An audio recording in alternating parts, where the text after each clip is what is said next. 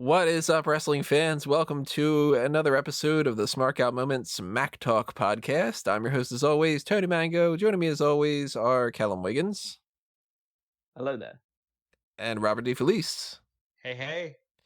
Hey there, everybody. What we are doing for this edition is something brand new we've never done before. It's towards the very tail end of the year, and I had said at some point this year we're going to do something called Missed the Smark. And it took until December 9th for us to record one, but yeah, it's because, things have been wild this year. But we are actually following through with that promise, and this is the first edition of this. And if you haven't checked back in the past what I've mentioned that what we were going to do with this is basically what the breakdown is. It's kind of a combination of going over and wrestling with the past and a pay-per-view point. Although it doesn't necessarily have to be a pay-per-view point. It could be a lot of different things, because the general idea behind this is if you haven't seen something that is particularly popular or noteworthy or infamous or just one of those things where it's like, you haven't seen that, why didn't you go watch this yet? That kind of idea. And this came about through a couple different things.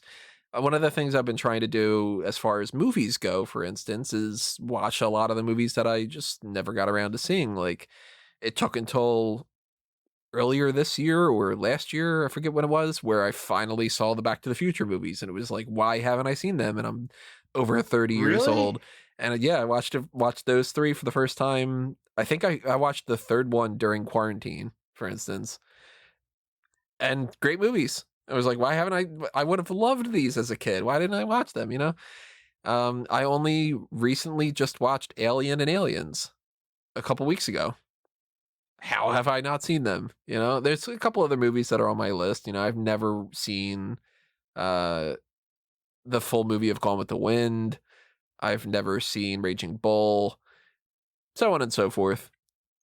There's a couple little, everybody gets their movies that they sort of just, I came across somebody recently that were like, I've never seen Jaws. And it's like, you watch it.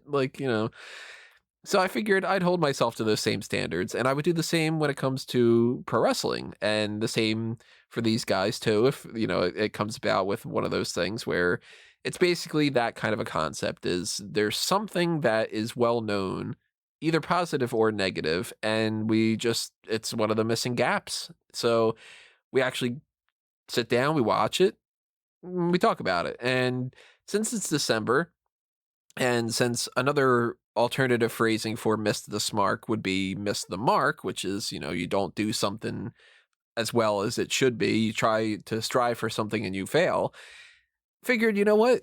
Let's do December to Dismember from 2006, the ECW pay-per-view underneath the WWE banner that is considered one of the worst pay-per-views of all time. So I watched this 2 nights ago, and I had never seen it before. Rob had never seen it before either, correct? Yeah, which is, you might think is shocking, but upon watching, it's not shocking. And Callum had seen it before, but was going to be revisiting it.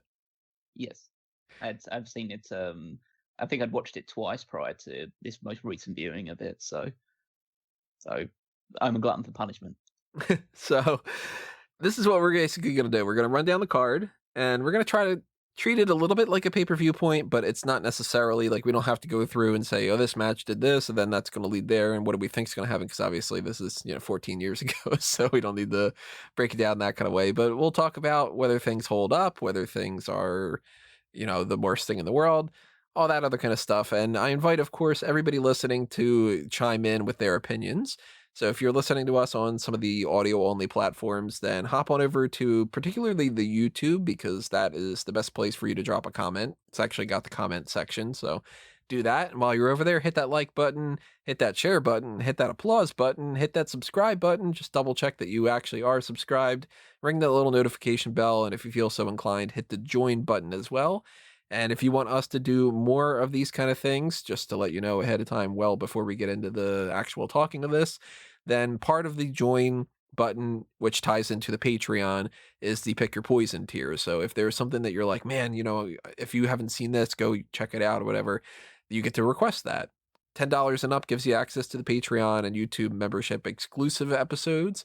Even $1 is greatly appreciated, especially during, COVID and everything being as like crazy as it is, and the YouTube algorithm being nuts, and a wedding to plan and everything. So keep that in mind, everybody. We will talk about plenty of other things when we get down to some of the other things. I'm not going to, bog this down too much in advance. So I guess let's just let's kind of get into it here with Do you want to, before we get started, actually run down the card? Do you want me to fill in with a little bit of context?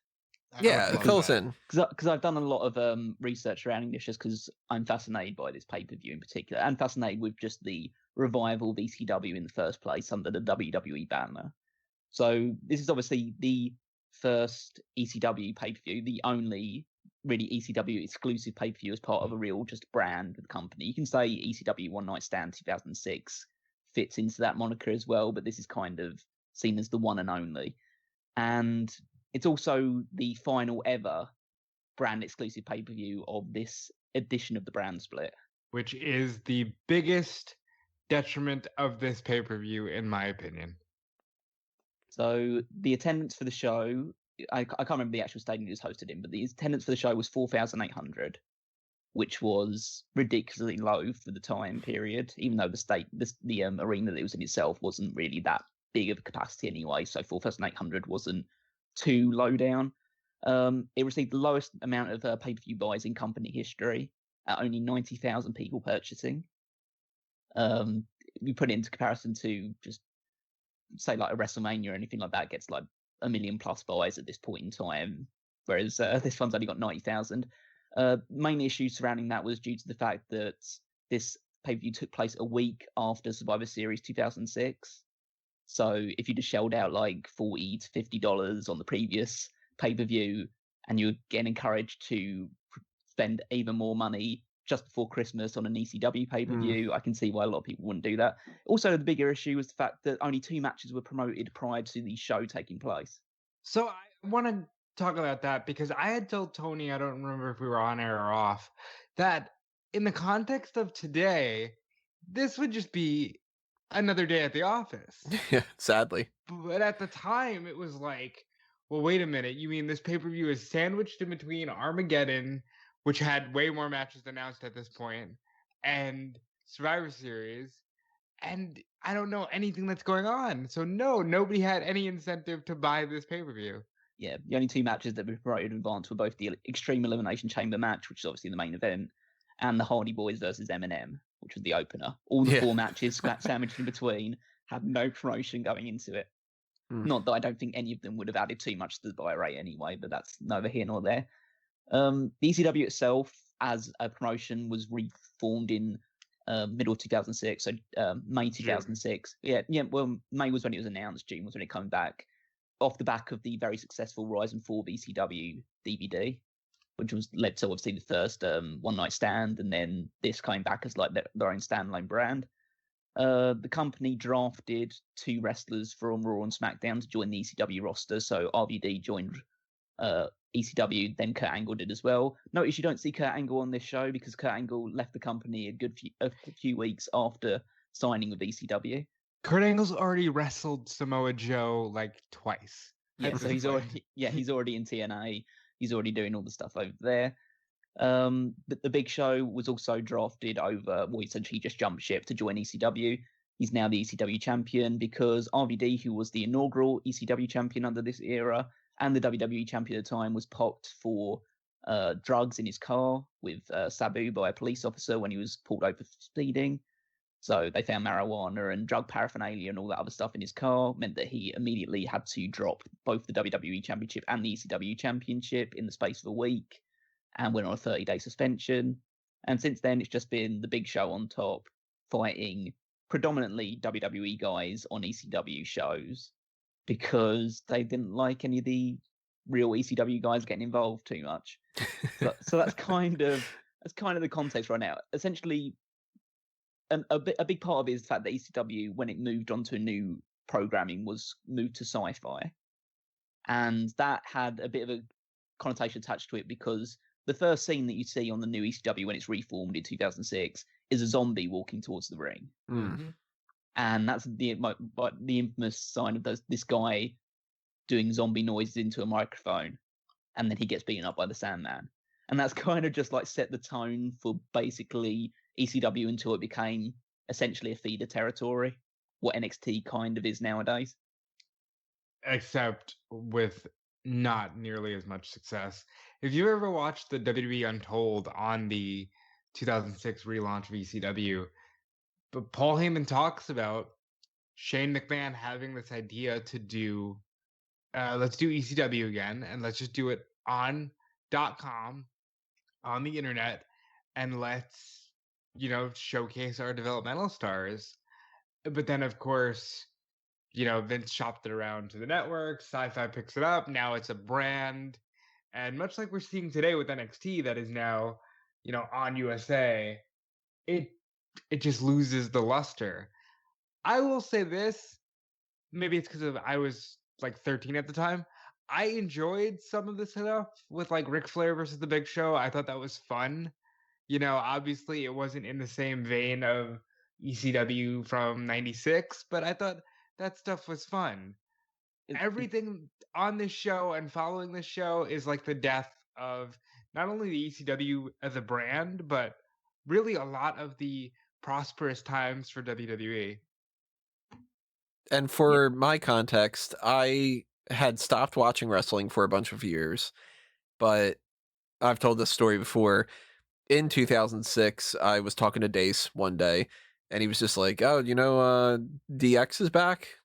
I was just like, oh, really? Like, they brought back Shawn Michaels and Triple H and whatever, and he's like, oh, Triple H has been around like the whole time, and I'm like, oh, shit, let me check that out. So over the course of 2006, I had become a cursory fan again, where I was only watching a little bit here and there. I wouldn't watch even Raw every week. I, of course, didn't know a lot of the newer people, so some of the people, it was like, oh, crap, that guy. Yeah, I remember that guy. I remember that guy. I remember that guy. That guy's still doing that. No, that guy's even better now, that kind of a thing. But then some of the other ones were just like, who's this CM Punk guy? Who's Bobby Lashley? Who's whatever? And, of course, I wasn't buying the pay-per-views because in my mind, I'm like, well, I'm kind of just starting to get back into it, not even really acknowledging to myself that I'm enjoying it enough to continue watching it and end up, doing all this. Never would have imagined that would have been the case. But I'm not going to spend, $40 on a pay-per-view, especially not an ECW thing, because I was never the biggest ECW fan to begin with. I had some people that I liked watching, like, you might be surprised to hear this, but I was like, oh, this RVD guy, he seems kind of fun.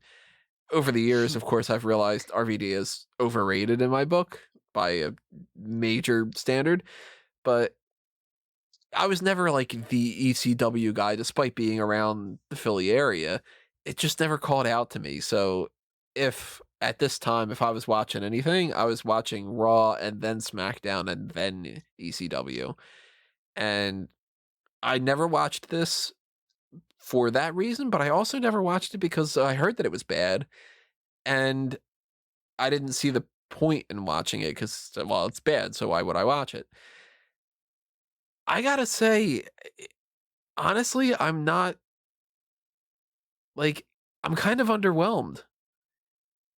This sucks. Like, it wasn't as bad as you thought?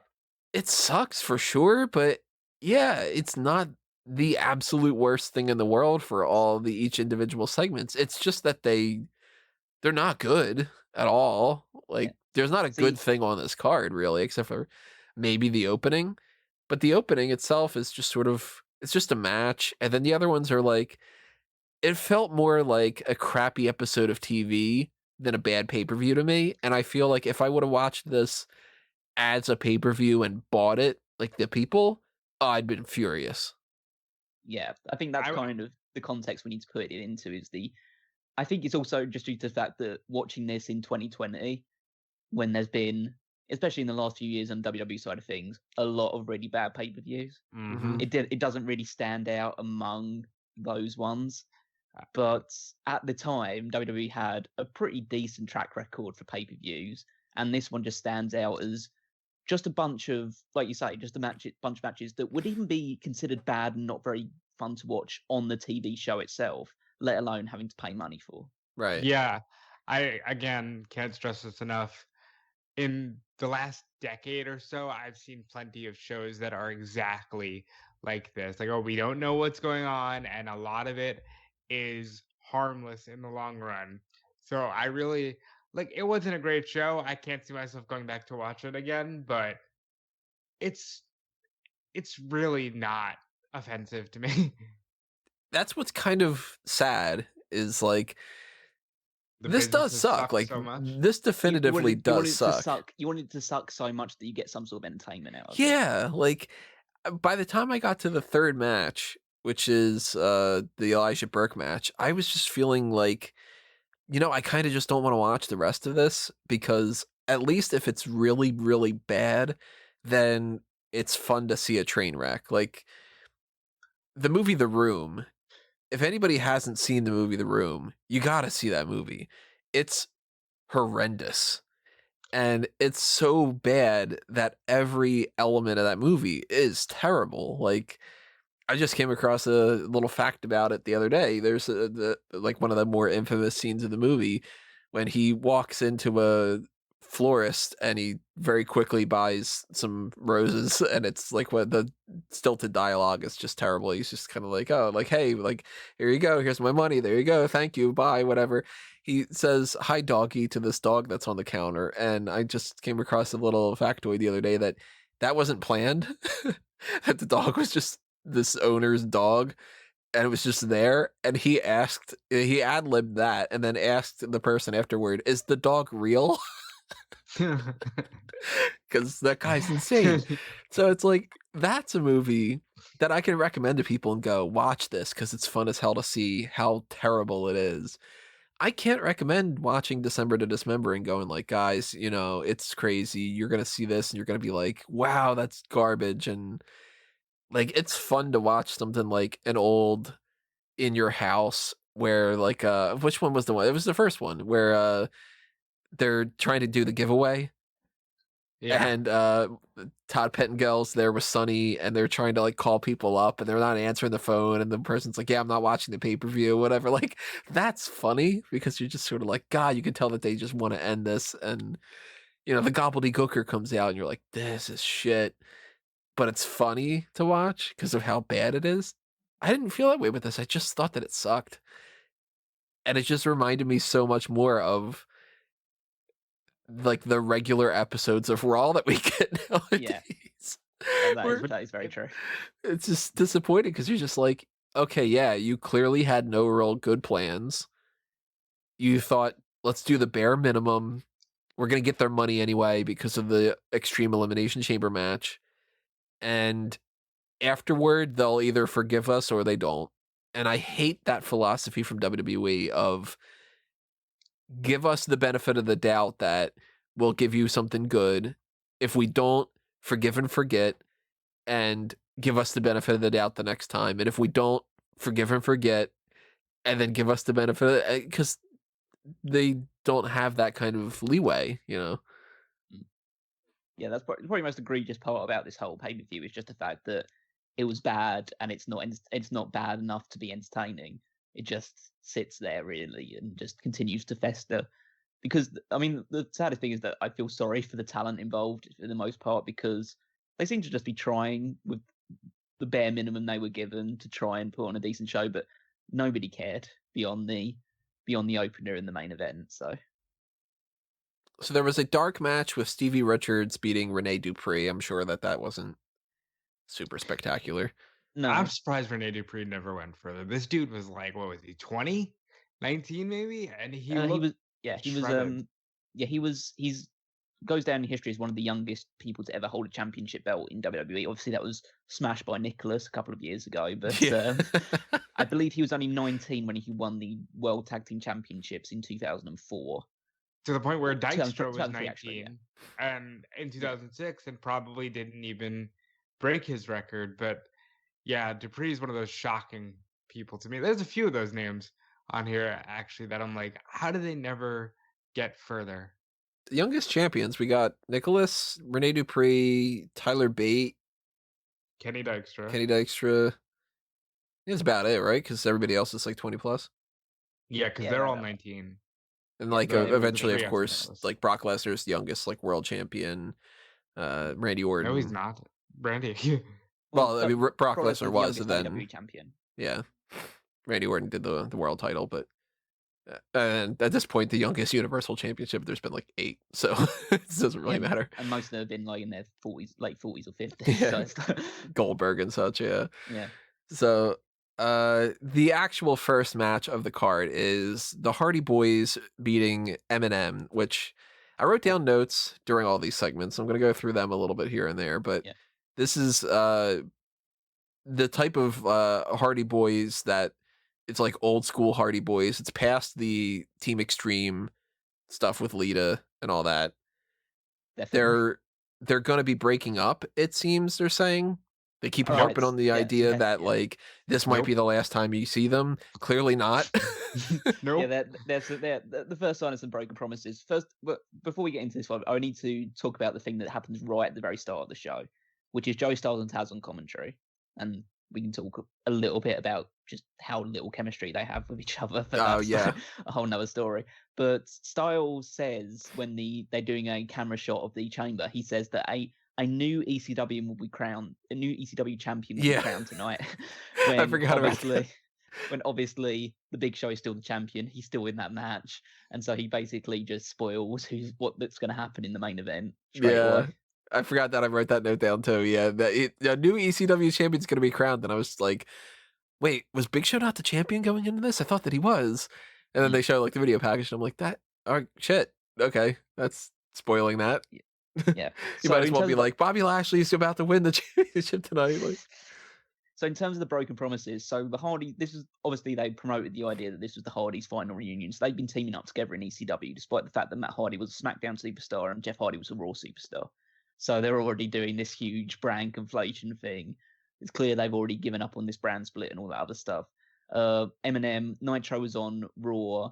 They'd actually broken up Eminem a few months earlier because Mercury had to go into rehab because of drug addictions. And so they were brought back together with Mercury essentially being on SmackDown, but just going along wherever Nitro was because he was only ever going to be part of this team. And so essentially it's a Raw and SmackDown guy teaming against a Raw and a SmackDown guy on an ECW show. Yeah, to start off the ECW pay-per-view with not a single ECW person.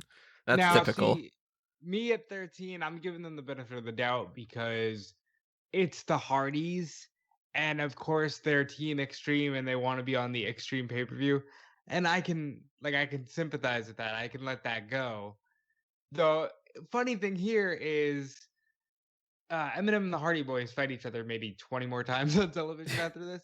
Yeah, this gets overplayed. Yeah, so they get involved in the next pay-per-view. They're both part of a fatal 4-way ladder match at Armageddon, which involves a spot which I'm pretty sure most people have seen if you watch like these highlight clips and stuff like that of Joey Mercury's face essentially blowing up. Yeah. In the where he gets a ladder in the face and he's just gushing all over the place. It's one of the most horrific facial injuries you're ever going to see in professional wrestling. And they have a match at the Royal Rumble basically off the back of that with Mercury wearing a Mankind style mask.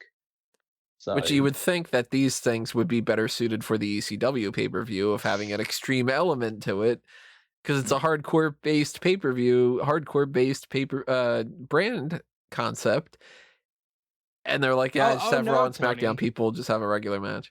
Oh no, Tony! The Armageddon pay-per-view features like 3 gimmick matches, and the ECW pay-per-view features 1. That's when you knew this shit was doomed. Yeah, it's really like, just how can you not know that you're making that mistake when you're making it, kind of a thing. Yeah. But a couple notes that I wrote down. I wrote that I forgot how good looking Melina was at the time. She was ridiculously hot at this point. That's prime Melina for sure. I didn't know she was doing this whole shrieking thing. That's really bad. That started around here, and it's awful. Yeah. I wrote down, Taz implies that Michael Cole is gay. Yes, that actually had my phrase on my thing. I had my phrase Taz infers that Michael Cole is gay. Yeah, he says he's not a fan of women. He also says well, everybody would love to be head scissored by Melina. So this is definitely a different era for sure. Yeah. It's definitely a different era because you hear the people in the crowd start chanting, "She's a crack whore." She's a crack whore. Yeah. And they wanted, in fairness to them, they constantly tout the ECW experience, right? Where, Francine comes out, they chant, "She's a crack whore." They wanted to do that. Mhm. And again, people were in for a rude awakening that this is not ECW. Now, of course, transplant yourself to a different era. Take things with, that kind of mentality. This was just the norm then. And to me, like, my first reaction, I was just like, oh, damn, Melina's hot. Like, that's the very first thing I'm thinking of. And then I'm thinking also, you know what? Jerry Mercury never suited the gimmick to me as much as Nitro. No. Like, Mercury he was always there to be the felt like workhorse. he was out of place. And maybe a good portion of it is the fact that he looks like the British Bulldog. Where it's just sort of like, you're 92 Bulldog. Why are you next to Shawn Michaels? Like that kind of thing. I mean, the thing that I found most amazing for the start of it is just watching this match and thinking, oh my god, 3 of these guys are still wrestling for the 2 biggest promotions in North America right now. That is true. Is Melina still in NWA? Nobody's in NWA. Yeah, nobody's in NWA right now. And don't they have like a brand new show too? Shockwave? Yeah, but it's shut down because COVID. Yeah, already. I've heard like loads of it's probably just load of rumor and innuendo about just Melina being signed back to WWE soon and stuff like that. But I assume that's just a load of gossip. No, it's if Johnson said it, it's likely true, and they're just waiting on it. Probably Royal Rumble, maybe. Yeah, same thing with Eva.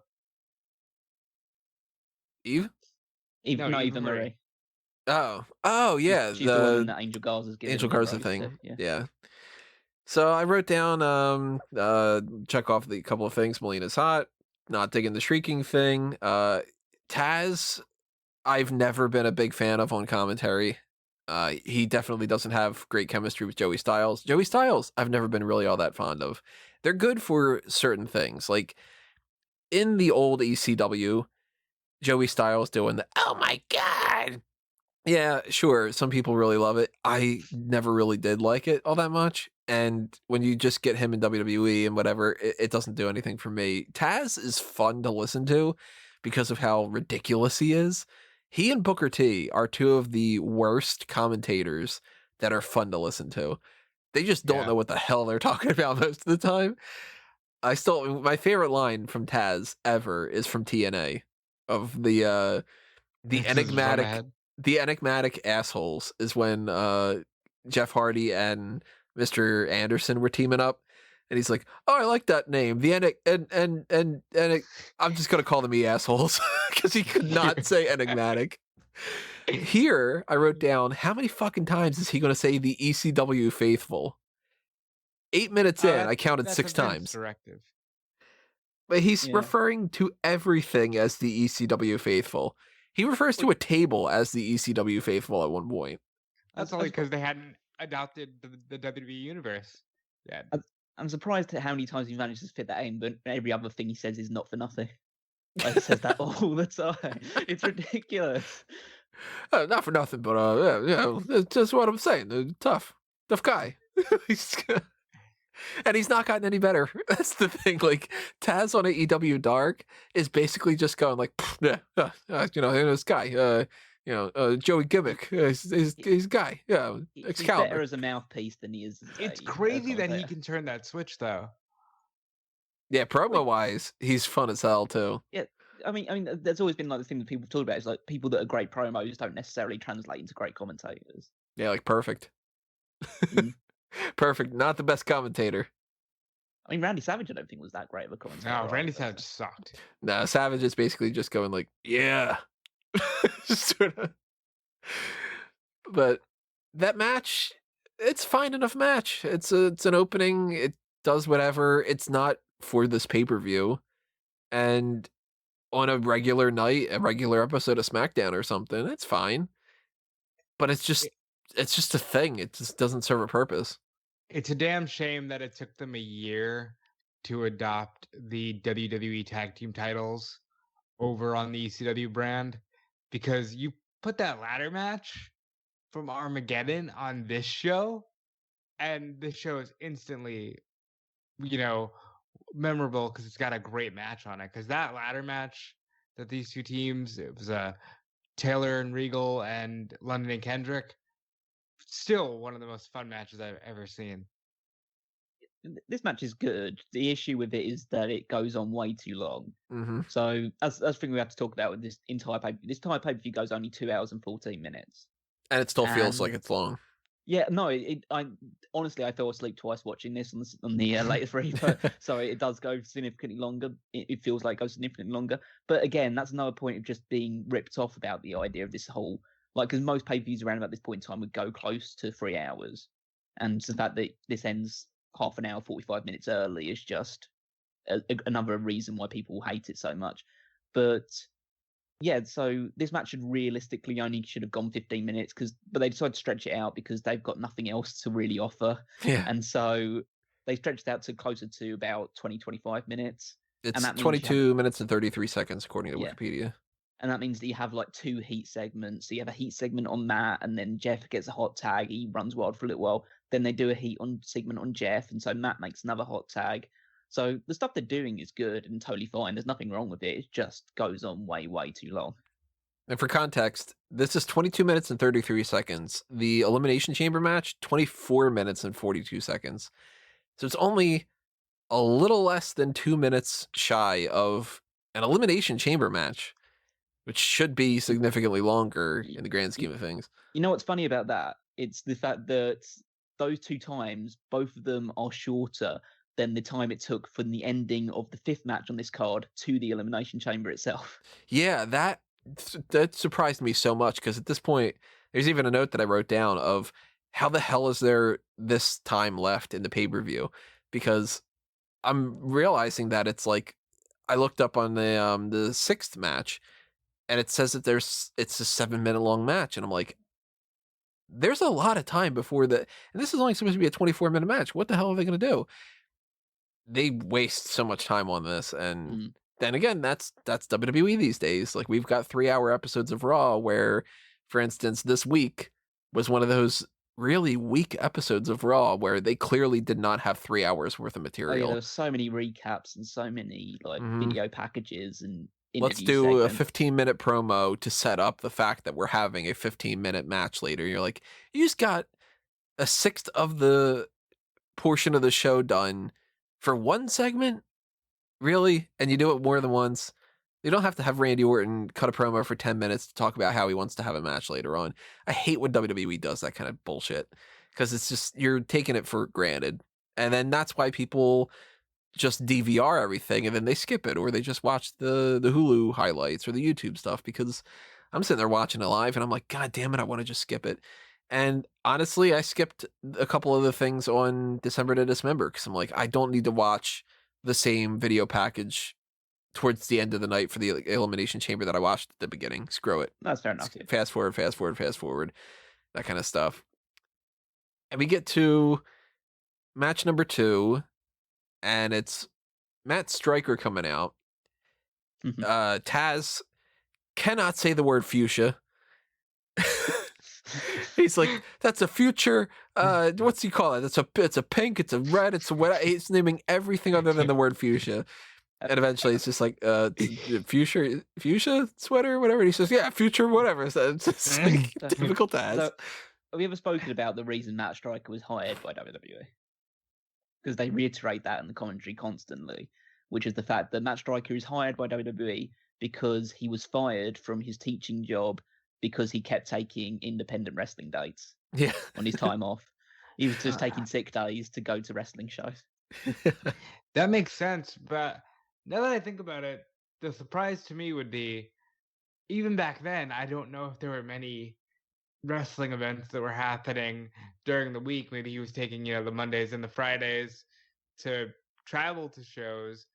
He was actually he was wrestling for 0-1. Oh, really? Wow.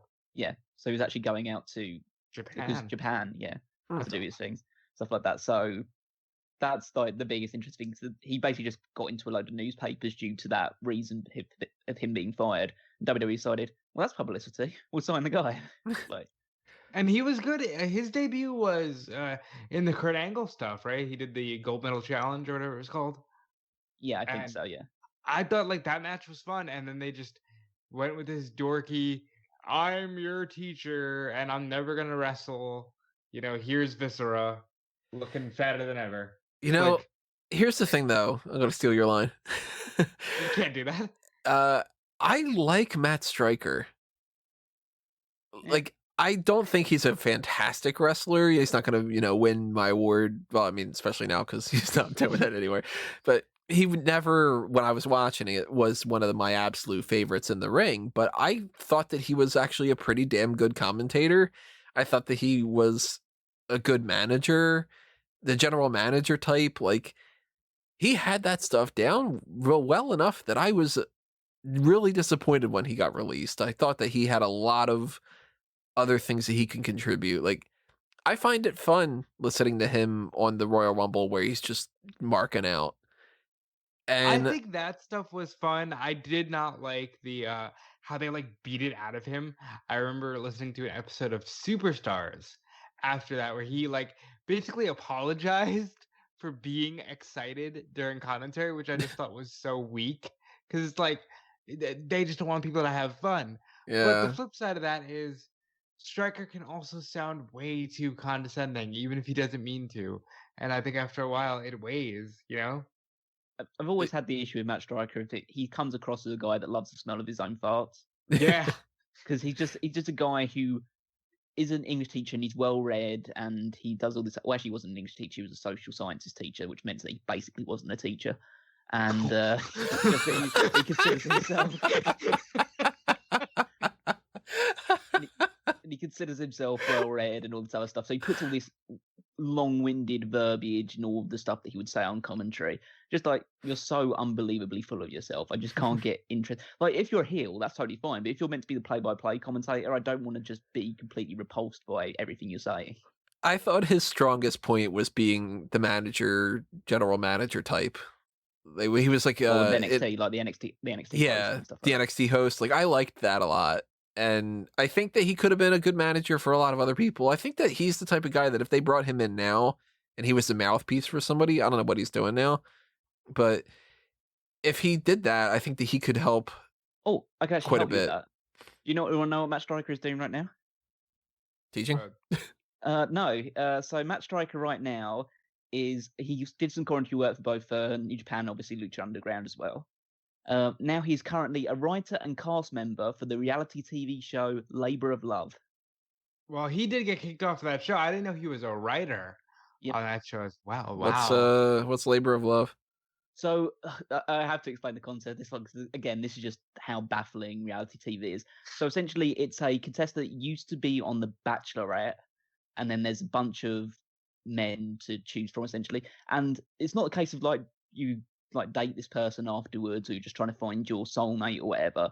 Essentially, she would get impregnated by this person. So the idea is like she's looking for the person that she wants to start a family with through reality TV. Yep. That's why I don't watch this sort of stuff, but I'm sure certain people enjoy it. Did he win? Yeah. No, he didn't win, no. But that's what he was last up to at the very least. So I think things are going well. Yeah, I'm not going to watch that show. So this match, he comes out and he is saying that he is going to fight Balls Mahoney, who I never liked Balls Mahoney.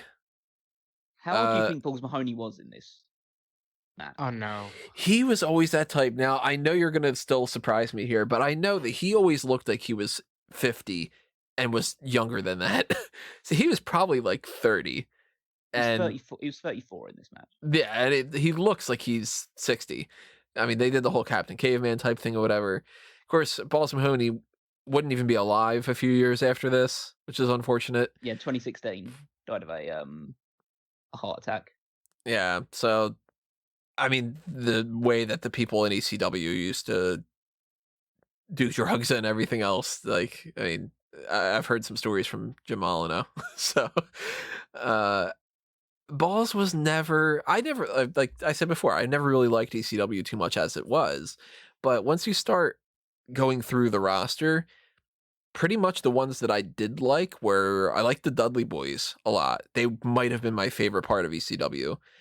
And, you know, the preteen, teenage Tony, I liked Francine. I liked, oh God, what's her name? The Beulah. other one, Beulah. Yeah.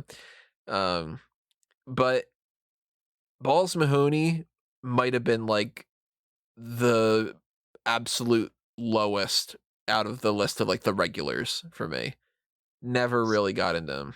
So I've been on this kick of ECW, but specifically compilations, because ECW is great if you watch. Oh, let's look at all Mick Foley's ECW stuff. Oh, let's look at everything Eddie and Dean did. I think when you get down to it and you just watch ECW television past like 98, it's pretty atrocious. And Balls Mahoney being one of, just like, he's not bad. I feel like Balls Mahoney on today's indie scene would be super over because that style of wrestling is back again. Maybe in GCW or And CZW. I just didn't get it. I mean, yes, it's fun to say balls when he's doing the punches, but that's like all you get. Yeah, he was essentially just like a garbage wrestler. They obviously try and big this up in commentary about the idea because it's Matt Striker says it's going to be an extreme enforcement of the rules match. I like that. Funny. Where they want to enforce no foul language. Yeah, no foul language, no moves from the top rope, no eye gouging, anything like that. And So good.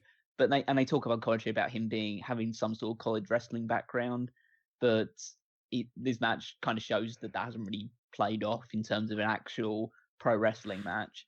I mean, he was meant to be brought in as part of the tag team with Axel Rotten, and then Axel Rotten was brought into the company and then fired weeks later because he showed a few dates. Because he was on the original roster. Mm. And then it was just over. Clearly, though, Vince or somebody liked Mahoney because he's one of the very few people who like received some sort of a push. I remember they did like a brief love interest angle between him and Kelly. Yeah, wow. God. Which, by the way, why are you reminding me of that? Yeah, I'm just, because you gotta let the people know. That's firmly when I was rewatching at this time. And Kelly also signed when she was 19. Just want to throw that out there. And she's on this later on. Yeah. So I wrote down, love the extreme enforcement of rules. I wrote down the whole fuchsia thing, and I wrote down, I want this match to end. Because it's 7 minutes and 12 seconds long, and it's just like, just fucking end. So you didn't bring up the fact that Matt Striker's got his face on his tights. That is another thing. I don't know why I didn't write it down, but I know that they had some good quips about, like... Styles has the line of the night. He says that you have to wonder about a guy that wants to sit on his own face. Yeah. I think it's Taz that says something about, does that face on the back have bad breath? Or something. So, they just I get don't some know really why ridiculous camera shots of just zoom in on just his ass just poking out and stuff like that. It's a bit much. Not sure why that's even a thing. It's not like that has a teacher gimmick. Because he knows how to be an obnoxious heel. He probably thinks he knows how to do it better than anybody. So he just wants to be on TV. Then we go to Sabu is attacked backstage. And the crowd fucking mistake here. Crowd is already chanting bullshit. And they can smell something's up. So essentially the story with Sabu when he came back to WWE as part of this ECW brand is the fact that he never cut promos back in ECW. Essentially, his whole character was built around the mystique surrounding him and the fact that he wouldn't talk very often. The same way I think like the original Sheik was like that as well, and obviously that's his uncle, I believe. Yeah. So, and then WWE started giving him promos to cut, and he basically said, "Yeah, I'm not cutting those promos and stuff like that." And he wanted every time that he was given kind of a long promo with that verbiage, he would cut things out constantly and just say a few words, and they would always get annoyed about that. And essentially their line on Sabu was, Sabu can't actually wrestle, he can just do the hardcore crap. Mm-hmm. And then they take him out of a match which has a load of the hardcore crap in it, and just like, okay, this is a match where he'd actually do pretty well in then. And yeah, this is the one you decide to take him out and replace him with Thurman. So they're going for this. Oh, what did you call him? Thurman. God damn it, Callum. So what they're going for here is a storyline where Paul Heyman wants Big Show, or at the very least Test or another one of the heels, to be the ECW champion. And it's this overbooked type of stuff that WWE does on a regular basis, where let's set something up and then we're going to swerve you because the idea is the evil heel general manager is trying to force somebody that he wants as champion instead. So Hardcore Khali replaces him later on in the night.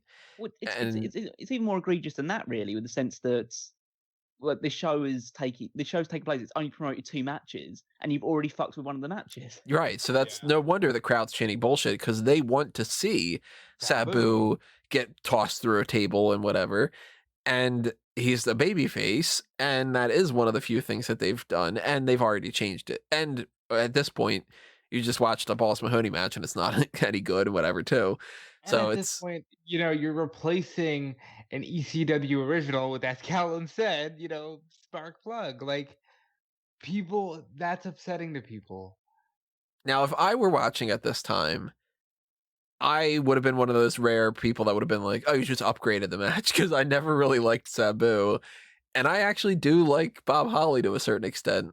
Like, I mean, I never wanted him to be world champion. If he did, he would have beaten everybody. That would have been good. but I know that I am not that type of target audience for that. So my reaction about being like, oh, cool, Holly's in it instead, is not the norm. So I'm not going to judge it based off of my personal preferences. It is interesting because Hardcore Holly had a bit of a career resurgence when ECW came back. I was going to say that. Because he obviously had been doing jack shit on SmackDown and Raw and the time leading up to this.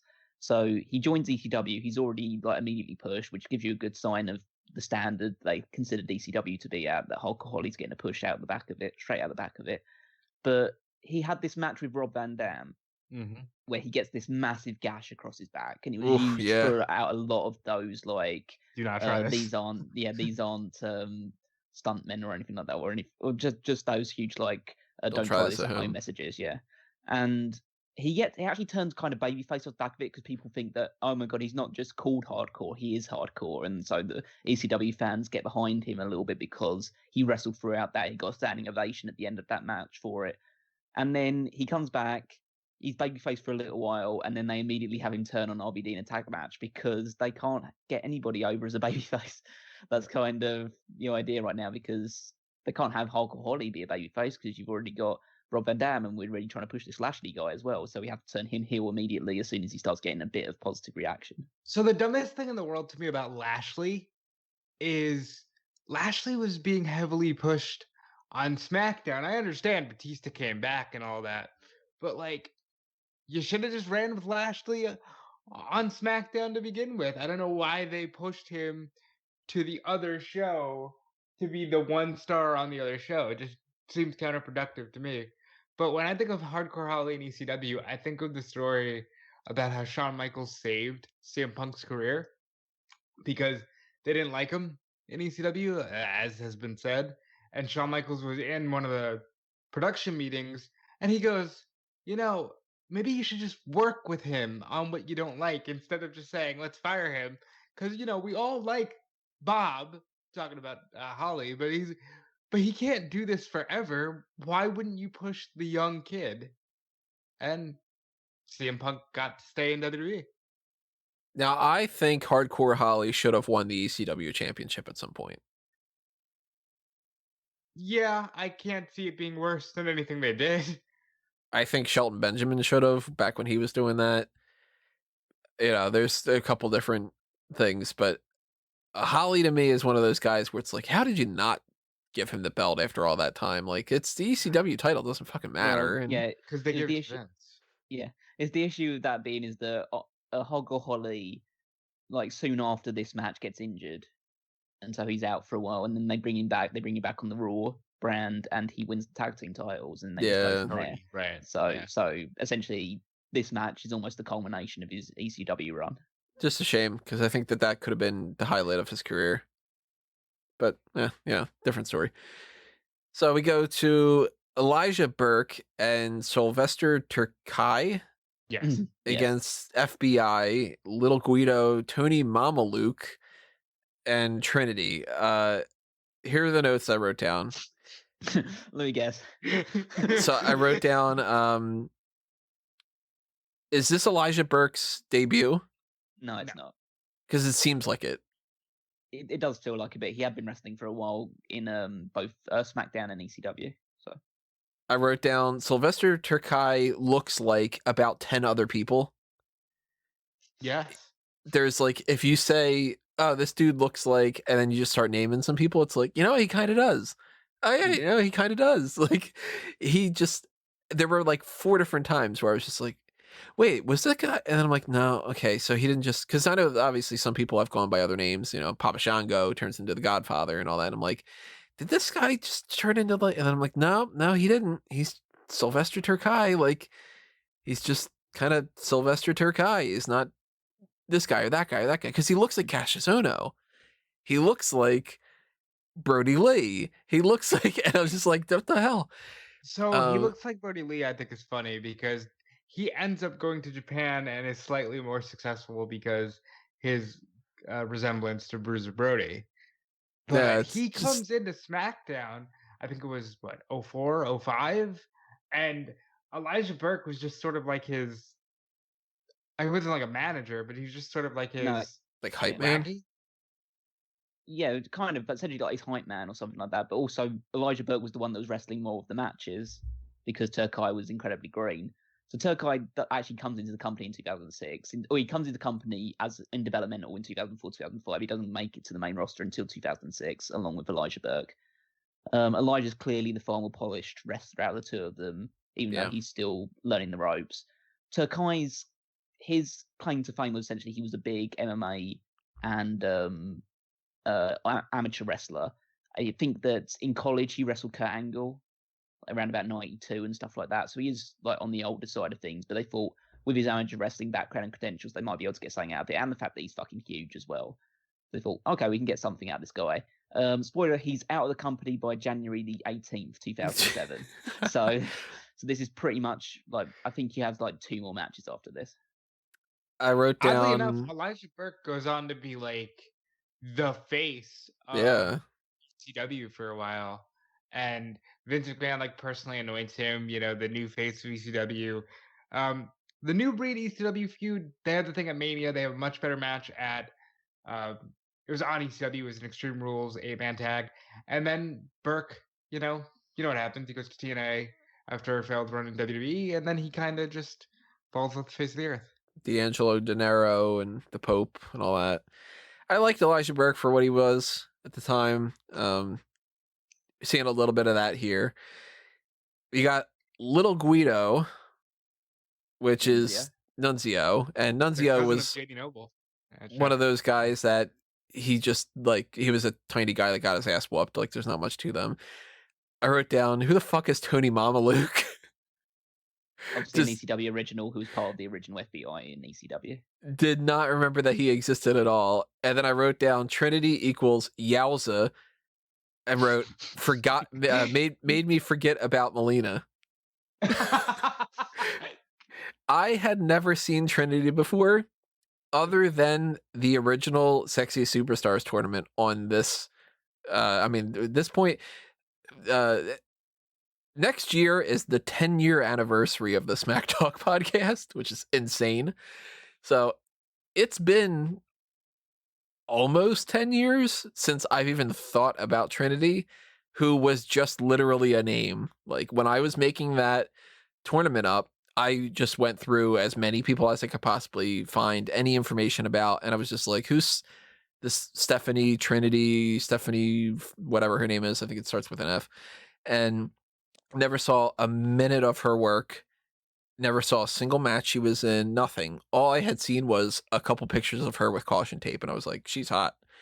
And then she pops up on this, and I'm like, wait, who the hell is this? I'm like, oh, yeah, the hot chick. Yeah, she's hot.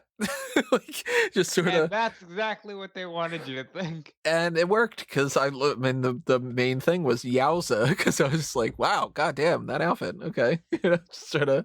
And I have not a single note about the match because the only thing I wrote down else other than that is that they call out attention. Joey Styles says, "Thank you, cameraman, for those 2 shots," when it's showing Trinity. Yeah. So I had no notes about the actual just ring work that was happening. It was just a match for the match's sake. The only thing of note is towards the end. It's the 2 moves essentially at the end of the entire segment, which is Elijah winning with the Elijah Express, which is the stroke. For anyone that wants to see it, that's Jeff Jarrett's finisher, and soon to become the skull crashing finale as well for the Miz's Funk. And then post match, Terkay hits a muscle buster, and then the crowd starts chanting TNA. Awesome. Because at this point in time, in 2006, TNA is pretty good and is pretty well received by fans at this point in time. It's only when you hit like 2009 where everything starts falling off the rails for them. Crazy. Yeah, so him hitting Samoa Joe's move after the other guy won using Jeff Jarrett's move was definitely going to draw some attention with that. Not a good match in all that regard. Just a match. Feels like a TV thing. They go to Daivari, accompanied by the great Khali, against Tommy Dreamer, and I just wrote flat and uninteresting. Spending several minutes watching Dreamer get up from the stage after being slammed by Khali isn't helping the momentum.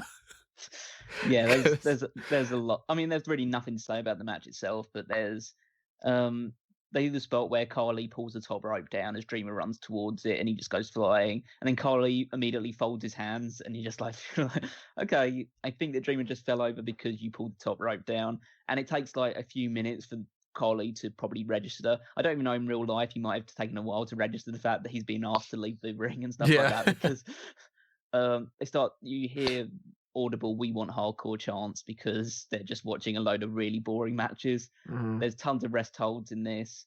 I wrote in my notes, it's genuinely tilting how nothing this match is.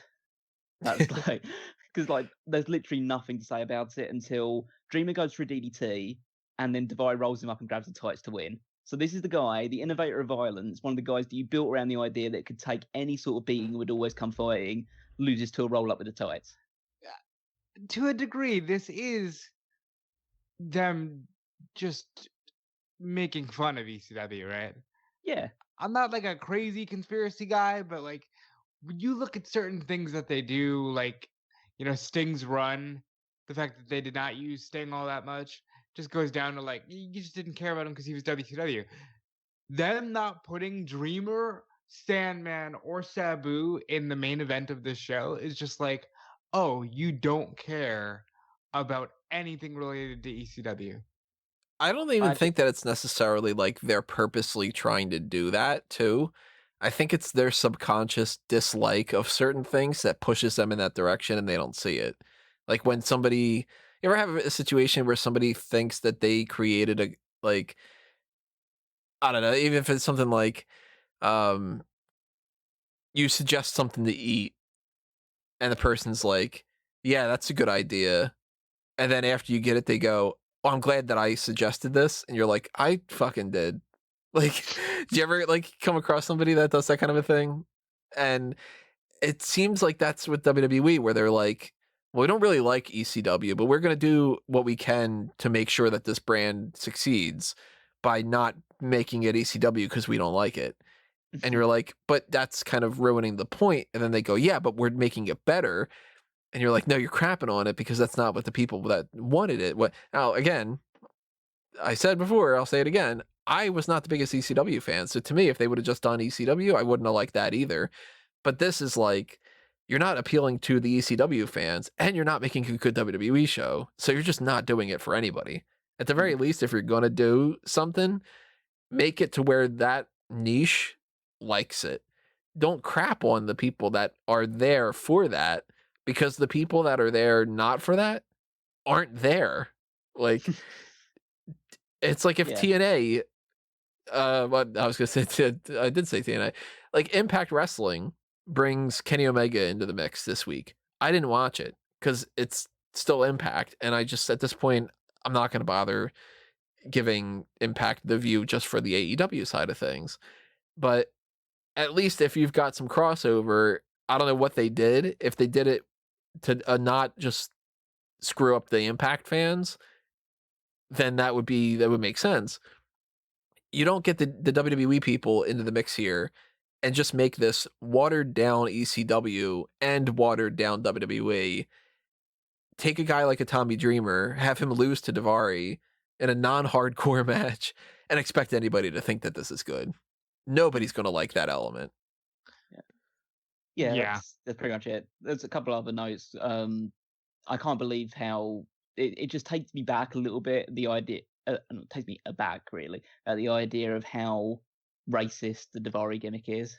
It's just such an awful stereotype they're portraying with this stuff. And then the other thing was the spot at the end where Khali comes out with Dreamer and choke bombs him. And it's kind of my idea of what the worst kind of spot for me, which is one which looks like it actually hurts like hell, but looks like shit. And so it's nothing spectacular, so the crowd aren't really super into it, but it looks like it actually really hurt Dreamer to take. And it's just like, that's the worst combination. And then they do another thing that I hate with these situations, which is, it's obviously a spot and a fake injury and stuff like that, but the commentary go into what I dub the Owen voice. Oh God! Which is the hushed tones. Okay, guys, this is serious. We need to take this. Like, he might actually legitimately be injured and stuff like that. And when they do that, and it's not real, it really infuriates me, because you should only do that for certain occasions. Like, if like Owen Hart falls to the ceiling, put that voice on. If Jerry Lawler has a fucking heart attack, put that voice on and stuff like that. If Candice Michelle falls from the top rope and breaks her neck, whatever, put that voice on. But if Tommy Dreamer is just taking a spot and you start doing that voice, it just waters down every time they do it. Because the more often you do that, it's like the boy who cried wolf. The more often you do that, the less likely I'm going to believe when something actually serious happens that I'm supposed to pay attention to it more. They can't help themselves. They're like, that registers. Do it over and over and over again and kill it. And then you need to have people that when something does happen and somebody does get injured, people go, that's fake. It's like, no, that's not how it should work. Very quickly, let me toss out a plug here. Merchandise shops, TeePublic and Redbubble. Pick up some merchandise if you're interested. Browse a bunch of different designs on the catalogs. You can check them out for Smark Out Moment, for A Mango Tees, and for Fanboys Anonymous. And if you don't know what Fanboys Anonymous is, head on over to fanboysanonymous.com.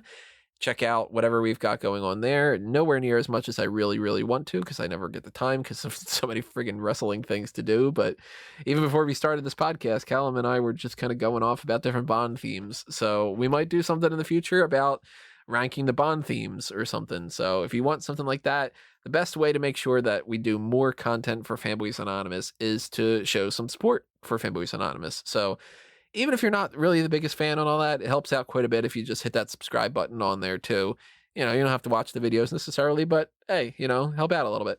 And if you want some video game content, TV show stuff, comic books, the whole superhero spectrum, the geek culture stuff, you'll find it all over on fanboysanonymous.com. So check that out. Hit up the Patreon for that too, by the way. It's the same kind of tier system as the I was gonna say the WWE stuff, the WWE Patreon, the Smark Out Moment stuff. So there's the Pick Your Poison tier for fanboys too, if you want us to do like a film commentary track, the fan tracks, just the same as the fan ounce table, and so on and so forth. You should just browse around. So the next match is Ariel and Kevin Thorn against Kevin Kelly. Wow, not Kevin Kelly, much better looking than Kevin Kelly. Kelly and Mike Knox. I wrote down they introduced them as the young exhibitionist and her very jealous boyfriend. Beating it over the head with the gimmick that they're giving them. Yeah. I wrote down Kelly's making me forget about Trinity. Oh my God, Tony. But I was never into Ariel. For a couple different reasons. You're alone amongst this crowd there. Yeah. Not my aesthetic as much. Hold on. Is it I get it. Is it just the vampira kind of aesthetic? Well, or is I also wrote down Kevin Thorn is a fucking dork. That's Mordecai you're talking about right there. Yeah. I will say I kind of liked Kevin Thorn after this point. Like, the gimmick isn't necessarily bad. There are people that are like this, which that's why it's a fucking dorky thing, because Caroline shows me these people all the time on these like YouTube videos and stuff, and the people are like, yeah, I'm like a third level vampire, and I go to this like nightclub and we bite each other, and I think I need to sustain myself with this type of this drink. Shut the fuck up. Like, you people are stupid. Knock it off.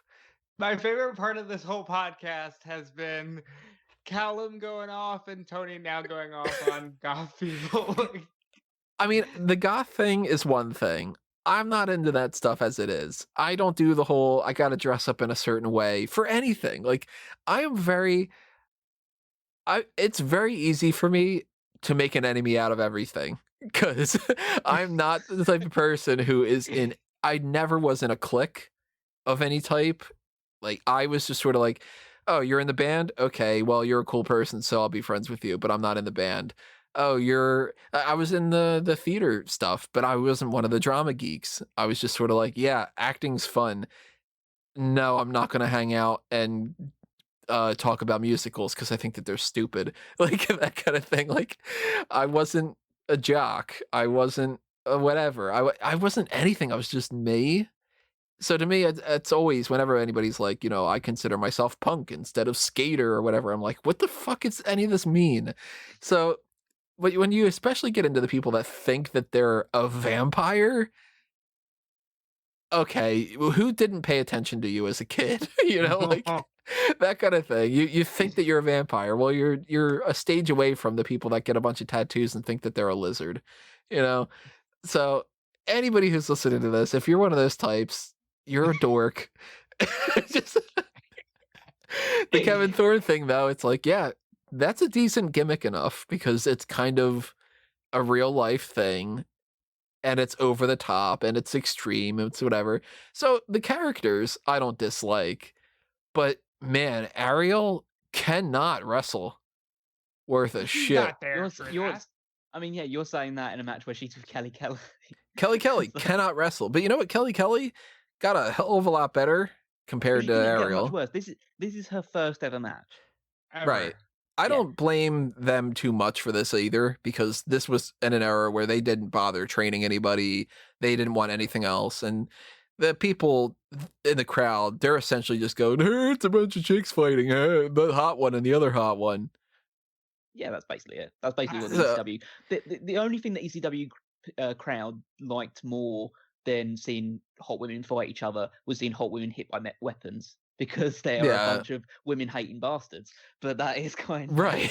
That it's is like the ECW aesthetic right there. You take the hot blonde girl, you take the hot goth girl, and they just kick each other a couple times, and it's not even really like provocative either. Like, there's shots of Ariel like with her thong out, and it's like, yeah, like, is she hot? Yeah, she's hot. But at that point, it's the same as anything else when you start arguing that, which is, if that's all you want, just go on Pornhub. Like.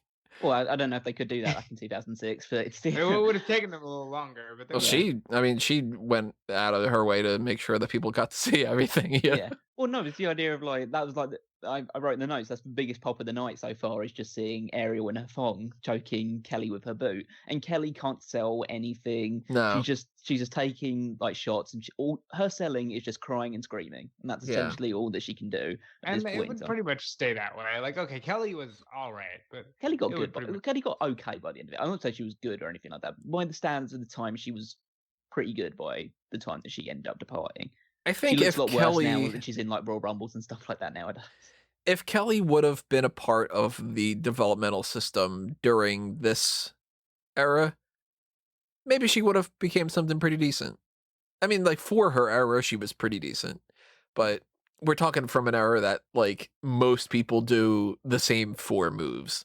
They do that shitty one-legged drop kick. They do the I'm gonna jump up in the air and clothesline you. Because for some reason everybody did that. I don't understand why that was a thing. It's like jump up, do the clothesline, and land on your legs. That was a high spot for them, Tony. They do the bulldog and the hair pull type of thing. And They shout out, "Come on!" which I fucking hated so much. And every match ends in a roll up. That's kind of what you would do. And if they were really going to get over, they were going to use the X Factor. Yep, that was the other one that I didn't get to yet, because that's all they really learned how to do. And of course, like Fit Finley's like, can we like try to train them to wrestle? And some of the other ones, like Melina tried, and Mickie James is damn good and overlooked like incredibly. And Natalya, of course, would learn how to become like a wrestler beyond that. Michelle McCool, of course, learned how to wrestle better and everything.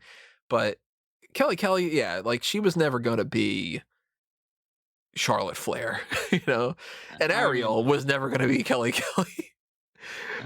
But we have to talk about obviously we covered like the main part of it, which is just the women fighting, but the whole just way this match is put together is stupid in every sense of the word. So it's the idea of Kelly's a babyface exhibitionist. She takes her clothes off on ECW TV. And Mike Knox is her boyfriend, and every single exhibitionist segment that Kelly does, he comes up with a towel or a piece of clothing to cover her up afterwards, so the crowd hate him. Show us your boobs. And the story they're telling is like, again, a huge calculation of the ECW fans. Oh, show us your boobs, slut. Yeah, exactly. And then. So they start this off with the idea that she's been flirting around with CM Punk. Yeah, exactly. And that's the thing that I find so ridiculous about it, is the fact that she's the babyface and she's openly flirting with another guy on their TV show and in this thing. And Mike Knox says, "Okay, can you not like give the fuck me eyes to another guy while I'm standing right next to you?" And he's the bad guy for it. Well, now in fairness, they're pitching it like, well, he's just a jealous asshole who doesn't want her to live her life. Oh, he's a jealous asshole because his girlfriend is saying that she wants to. I said what they said. I didn't say what I think. Okay. It is funny though, because it is sort of like. Tony, would you feel jealous if Caroline just said that she wants to just fuck another guy right? Right. I'd be like, sweetie. You do know that nowadays, if you ask anybody, they'd go, "Well, what's wrong with you? You can't control her." That people would legitimately think that you're in the wrong for that. Yeah. But it's funny that it's like, why is he the bad guy for not wanting his girlfriend to show her body off to people and to fuck another guy and whatever? But it's like he's going about it the wrong way in some ways, of course, obviously. And my favorite part of this whole match is him leaving her. Yeah. Well, yeah, it was just the idea you talk about those sorts of scenarios, and then if a guy says that a girl looks hot on TV, the woman's allowed to get infuriated or whatever. Yeah, it's a double standard. But yeah, apparently never going to get any better.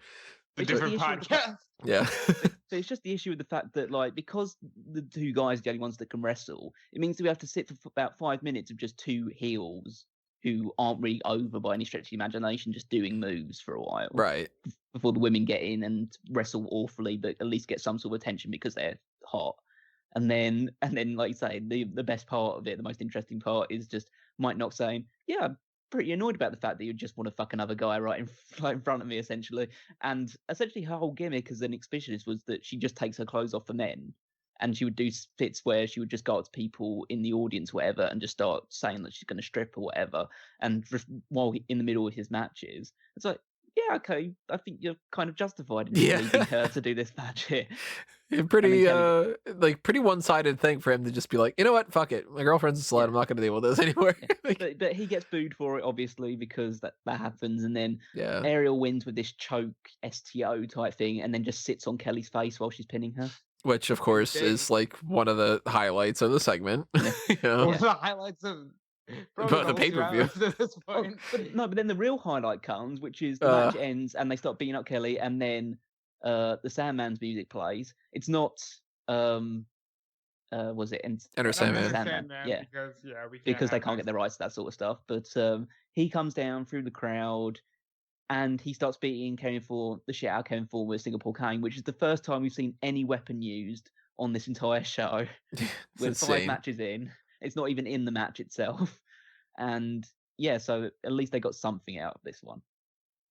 Now I have And a I wanna signed say- can from Sandman from a show Wow. that when he tossed one out after he did that, I got him to sign it later on in the night. Sandman, another one, never one of my favorites. I want to throw this out there though.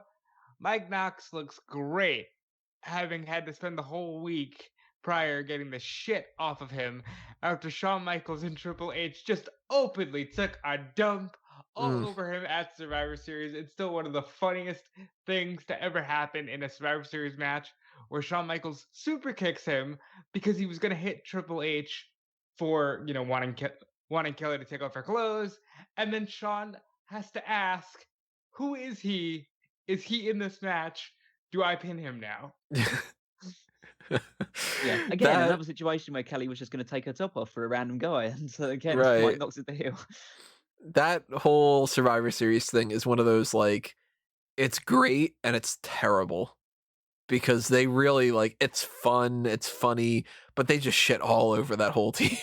Yeah, exactly. You know, so it's a shame. But yeah, I mean, this segment is like, what are the highlights? Hot girl sits on other hot girl.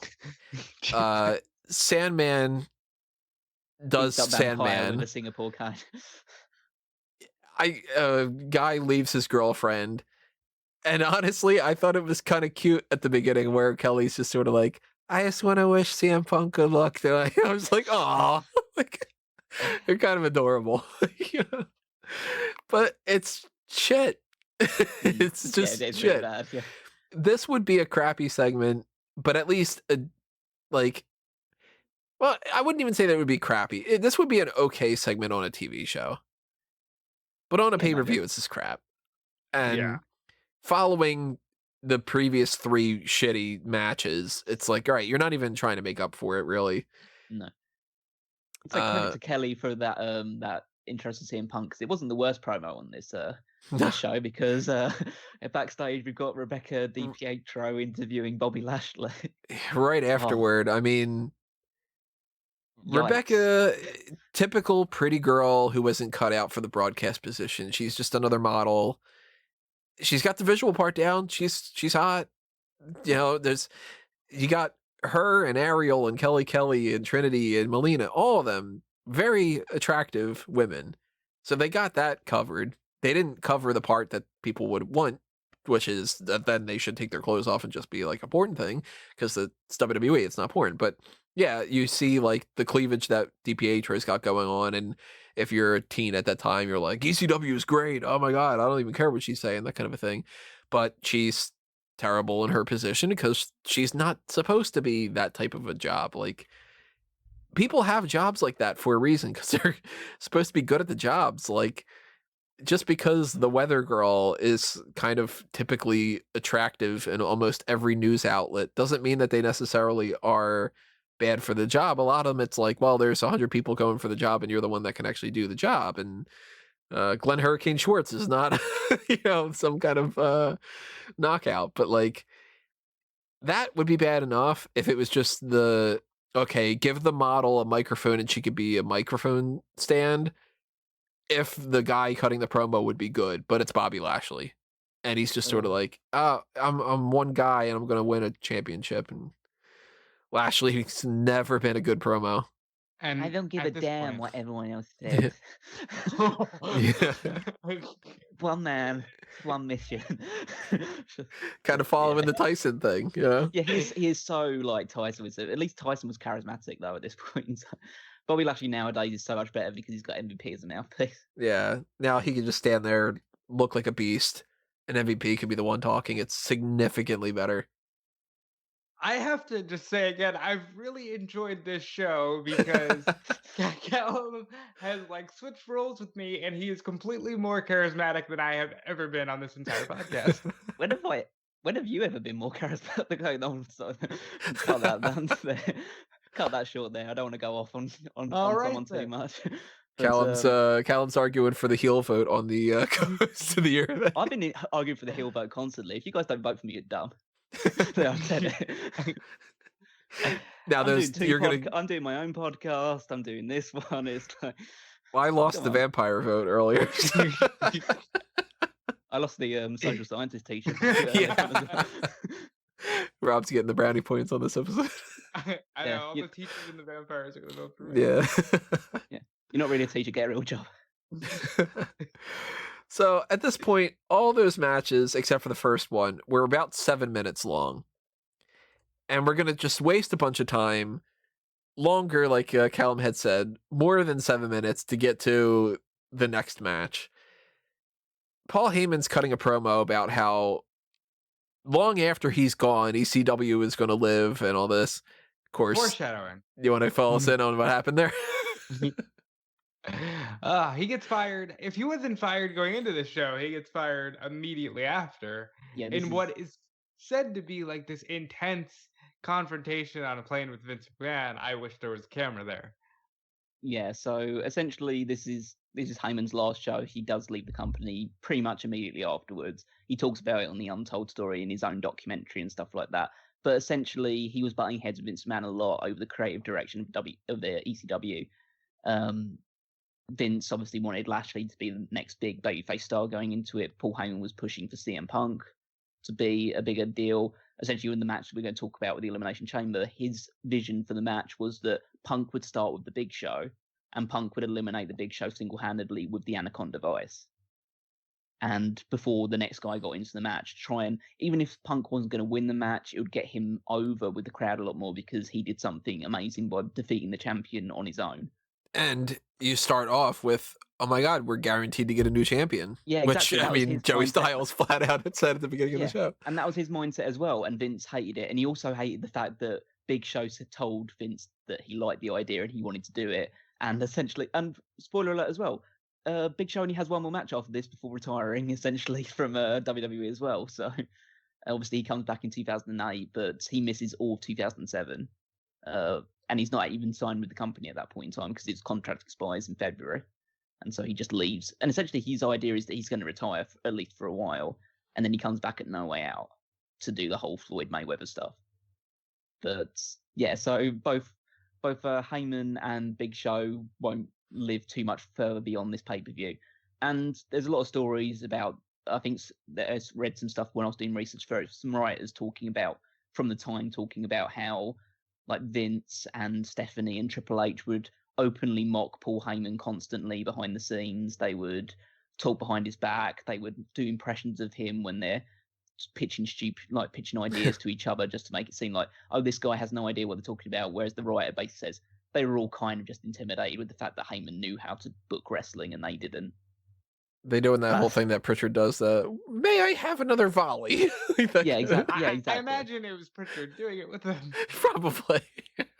Yeah, exactly. So it's just like Heyman knew the writing was on the wall, and that's why he cut this promo talking about, like you said, like long after I'm gone, the ECW will still be going, and you have to get used to the global phenomenon of ECW. Heyman says the day of the Sabu and the Sandman and RVD is long gone, and he's right. And then I love the point where he says that it's going to be a global phenomenon led by the Big Show. And then you can audibly hear a fan in the crowd saying, "Who's going to retire next year?" During that thing. And yeah, you're right, man. Good foreshadowing there. I don't know whether he was, I assume he was an ECW fan, so I assume he was a mark going through all the dirt sheets anyway. But yeah. So it's a weird start because they've already spoiled that there's going to be a new champion. The fans are already pissed that the Sabu thing happened. The matches leading up to this weren't promoted ahead of time and sucked. So the pay-per-view is not going well. There's been like no hardcore stuff going on. And the Elimination Chamber is built with this idea that it's the extreme Elimination Chamber because they're going to have weapons in each of the pods. There's a barbed wire baseball bat, or as so many people say, and I don't understand why, bobbed wire or bob wire. I don't know why some people can't pronounce that. The barbed wire bat is one. The steel chair is another one. This is can't do chair shots to the head type of a thing. The table is another one, and a crowbar is another one. And here's one of the notes that I wrote down. The Jaws music to reveal the next participant Glad they got rid of that. Not a big fan of the who's coming out test and all that. Like, not a fan whatsoever. Punk gets eliminated first. Yeah, Because so we're sending a message. yeah, so I mean, there's a few things to talk before we get into that side of things. So first of all, Big Show is fucking enormous in this match. He is a legitimate around about 550 pounds at this point. He is the fattest that he will ever be in the wrestling ring. When he comes back in 2008, he obviously proudly announced the fact that he lost 108 pounds in the meantime. So he lost more than probably what I weigh and probably someone else on the panel at the same time weigh at the same time. like, so yeah, it's just, that's obviously a big deal. Like, he's clearly knows that he's about to retire, so he's not really caring too much. But he has been booked strong as champion. They start with RVD and Khali. They go at it for a while. They actually start using the cage itself and starting doing stuff with it. So RVD does his Spider-Man spot, but they're not resting with any weapons. Punk comes in, he immediately throws a steel chair at Khali. Then RVD throws the steel chair right at Punk's head. Yeah. And they start doing all the stuff with, like, the stuff between RVD and Punk is actually pretty good. They do this convoluted leg drop spot onto the chair when RVD's busted open, and they send him head first through a steel chair in the corner where RVD's head goes through it, and it's like the Porky Pig in the That's All Folks, just bursting through. So just, yeah, that was pretty good.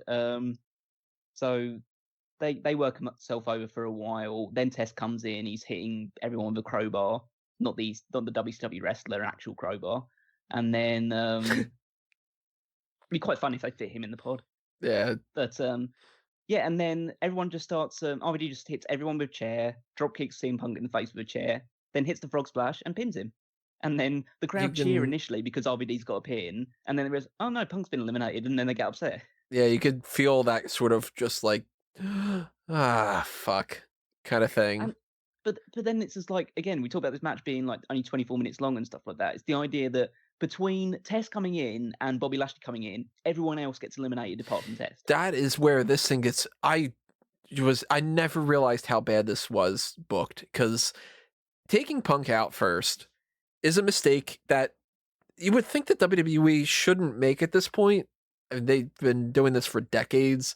They've had thousands and thousands of matches. They should realize that unless you're going to make up for it, if you do something that you know for a fact you're going to piss off the crowd with, you're going to piss off the crowd.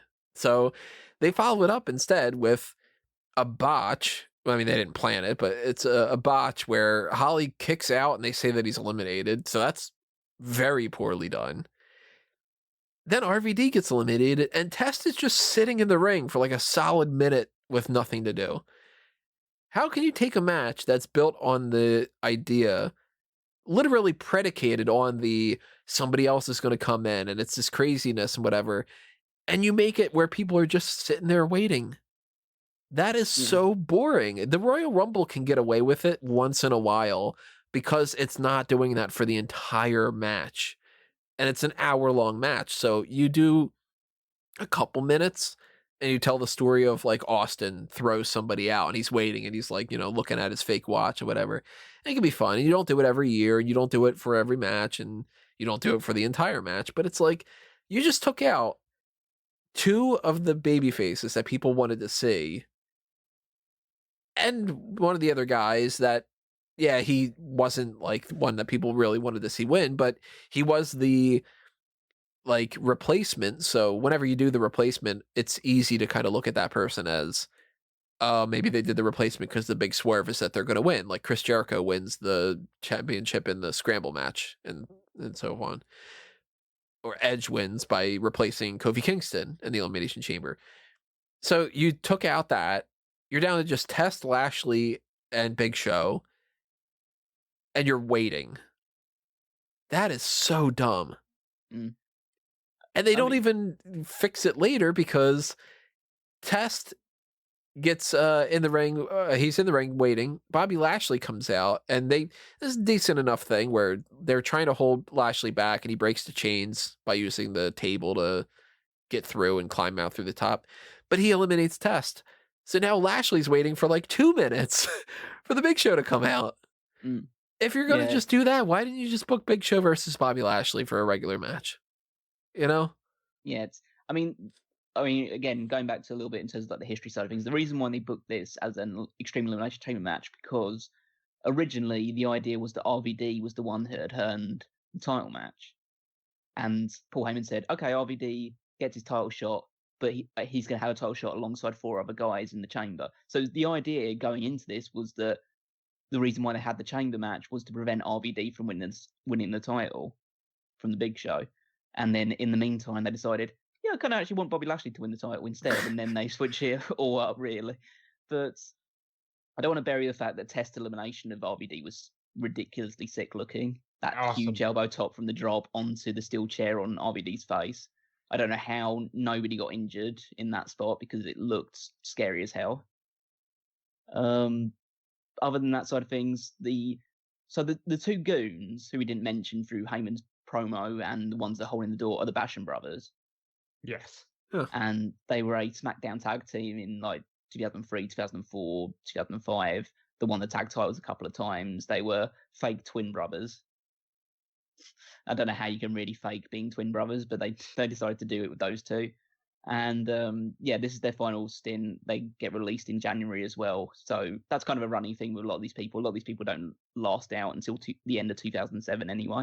Here's a really quick random aside. As a kid, I thought that the Bushwhackers were twins. They look so fucking similar. Yeah, but I can see that though. So you can fake being a twin. I guess the idea is like, no, not all twins are identical. So I guess you can kind of get away with that side of things. But yeah, so they have Test in there for a while. And then Lashley breaks the top of his pod with the table, which essentially means the table won't be used because he breaks the legs of the table while he's doing it. So I don't know whether the table was supposed to be involved in the finish or anything like that, but he essentially destroys it while climbing out. So, okay, there's a potential table spot that you could have made to get some sort of entertainment value out of, and that's completely gone because you decided to do this gimmick instead. He beats up Test, he eliminates him, and then, yeah, you're left with just him and the Big Show for a while. And Big Show's just getting talked to by Paul Heyman on the outside, while Lashley just prowling around. And I love the fact that he throws the table into the pod, and then he throws the chair into the pod, and then realizes that he needs the chair for the next spot, and so he goes and grabs it back quickly. It's just amateur hour all around, really. It's not good. It's not. No. So yeah, Big Show comes in after that, and he's grabbing he's got the most interesting weapon, which is the barbed wire bat, and he is like swings at it, and Lashley, they do this cool spot where Lashley's defending it, like using the chair as a shield almost, and then Big Show eventually gets like a minute later gets the barbed wire bat caught in the chain, and then the barbed wire bat's gone. No more barbed wire bat for the rest of the match. It's just like every single thing they could do to make this as unextreme as possible, they did. And then it just sort of ends with this lack of a pomp and circumstance, even though they're trying with like pyro and all that, of Bobby Lashley's the new champion. And you can tell that it doesn't feel right. And that's not like a knock on Lashley, but it's like, well, that's a WWE guy. Like, that's somebody who would realistically make so much more sense on Raw or SmackDown. Very clearly showing fans WWE ECW is not going to be ECW. That's going to be the redheaded stepchild brand.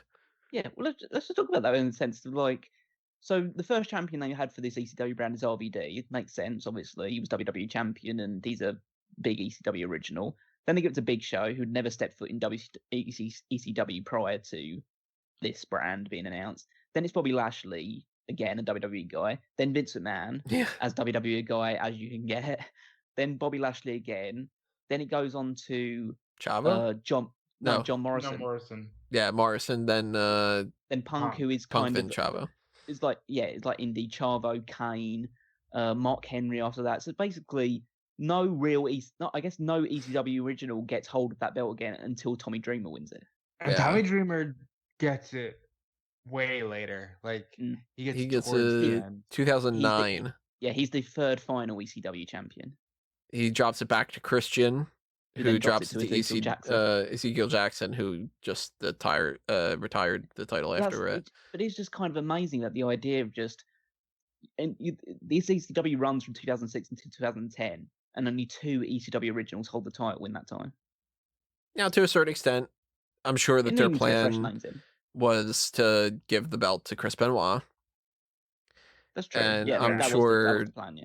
I'm sure that with Kurt Angle being in the mix, maybe some other things would have changed, and maybe Big Show wouldn't have been the champion, or who knows what different things would have played out. But it's very clear that this is not at all what people would want. No, absolutely. And it's only been a couple months.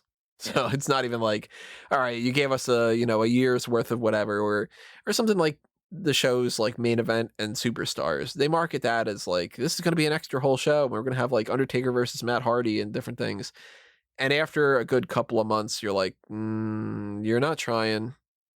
And now we know where we're going with this. And for years now, I mean, the Superstars doesn't exist anymore, but Main Event is like, not only does nobody watch that show, the people that are on the show make fun of the show existing, and WWE doesn't have it listed on WWE shows. So it's like... I was just amazed to see that it was Keith Lee versus Angel Garza this week on Main Event. Yeah, it's crazy. Really? Keith Lee was on Main Event? Yeah, Keith Lee was on Main Event facing and at least beating Angel Garza. So they didn't like, okay, well, for the 10 people that are watching, at least Keith Lee doesn't look any worse for this kind of thing. But you know what, though? I feel like bare minimum press, like they give to 205 Live every week. I at least know what's going to happen on 205 Live. If they did that for Main Event, more people would probably tune in. If they said, hey, Keith Lee's got a match, or hey, it's going to be, Ali versus Ricochet. It's if they would lack of press. If they would even tell people that the show exists. Because like I said, you go to WWE.com/shows, it does not list Main Event. I don't even know when Main Event airs because nobody fucking knows. It's on Hulu. I think it's on Wednesdays. And it's just crazy. It's just like... Yeah, how it's clearly that Jackson Riker's returned? Yeah, apparently Jackson Riker returns with Elias. It's like, that's nuts. But it's crazy to think that WWE, with all their resources and all their ability to do a lot of good stuff, actively stands in the way of some of their own stuff. It seems like they purposely do not want things to succeed sometimes. Because some of the things, you don't have to try hard and it'll be fine. You almost have to actively try to sabotage it. And Main Event is one of them. Very clearly, that show exists to fulfill a contractual obligation to Hulu. And that's it. There's no purpose for it other than that. Hulu must have some sort of deal with them where it's like, we will run clips of Raw and SmackDown, but you need to give us our own show. So they were like, all right, just film a match, whatever, do whatever. It doesn't matter. Nobody fucking cares. We don't even want people to see it. Never hear about it. And the ECW side of things is like, watching a pay-per-view like this, if you would have spent $40 for this, I'd have been furious. I'd have been like, what the hell am I watching? I want my money back. Because this is garbage, and they know it's garbage. They couldn't possibly make the argument that they thought that this was a good pay-per-view. That's go ahead. Yeah. As I said, both Tommy Dreamer and Steven Richards requested their release directly after this pay-per-view, and both were not granted. Both were denied. Yeah, obviously Tommy Dreamer ended up sticking around for a while. Steven Richards does end up in TNA by the middle of 2007. No, he doesn't. Oh no, by 2008 he is. Yeah, I was gonna say, because I know that he does some stuff with ECW for a while. Dreamer does get a cool Mania moment. I think that's nice. It's the very least they could have given him. This whole pay-per-view essentially shuts down the idea of brand exclusive shows, which to me starts to kill the brand split entirely. It immediately starts meaning less and less and less. I have 2 questions for you guys, though. First question being, Joey Styles once said, if you called it anything other than ECW, it would have been better. If this pay-per-view was called, I don't know, NXT December to Dismember, is it more tolerable without having to pretend to live up to that legacy of ECW? Yes and no. It still would be a bad show. Yeah, it's still a bad show, but at least it doesn't have the extra connotation of somebody's expectations. Absolutely. Like, we were talking ahead of time about James Bond themes. There are some James Bond themes that I think are good songs, but they're not good Bond themes. Like, All Time High from Octopussy. It's a nice song, but it's just a ballad. It's just not even a really ballad. It's just like a romance theme. And, it's very soft and it doesn't have that feel to it. So if somebody says to me, like, what are your favorite James Bond themes? All Time High is not going to be an all time high one on that list. It's going to be towards the very, very bottom. But I really like the song. And if you go into an ECW pay-per-view with the idea of ECW and you get this, you're even more disappointed. If this would have just been called, like if they have Raw, if they called it Extreme, I would have been like, well, it's not Extreme either, but like, you know what I mean? Like the third brand kind of idea, having it not be ECW would have helped them out a lot, I think. And my other question being, if you put this in the exact pay structure as WWE Network, where, hey, kids, if you subscribe, you'll get Survivor Series, December to Dismember, and Armageddon all in the same month, are you as offended if you're just paying $9.99? Is it just like, wow, I had to pay the full pay-per-view price for this garbage? Because I think a lot of it comes down to that. Oh, no, of course you'd be less offended because, again, the monetary side of things is important, especially around Christmas time, and the fact that you just shelled out on another pay-per-view. So that certainly would have lessened the impact. Again, it still doesn't take away from the fact that this is a bad show, but yeah, of course it would be less egregious than it ended up being. Yeah. I mean, I'm I very sorry hate, for those 90,000 people. I hate the pay-per-views that we get now that feel like WWE clearly is taking advantage of that, where they're just saying like, well, you got this other thing, and isn't that worth $10 in the month? Is you got all this stuff combined, which is like, that's not really how that works, but yeah, sure, fine. But at the same time, it's probably still would have been my least favorite pay-per-view of the year. Oh yeah, absolutely. But I guess nowadays you can kind of balance it out with the idea of, well, money's not in pay-per-view now. But this used to be like a significant proportion of WWE's revenue came from the pay-per-view side of things. Now that doesn't the case. All their money comes from TV. So you can kind of understand a little bit why the pay-per-views are a little bit weaker, because at the end of the day they get more money by putting good matches on TV shows than they do on their shows on their own network.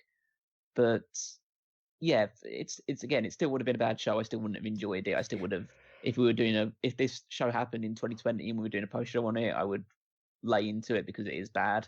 But again, at least I wouldn't have had to spend my hard-earned money to actually watch it too much.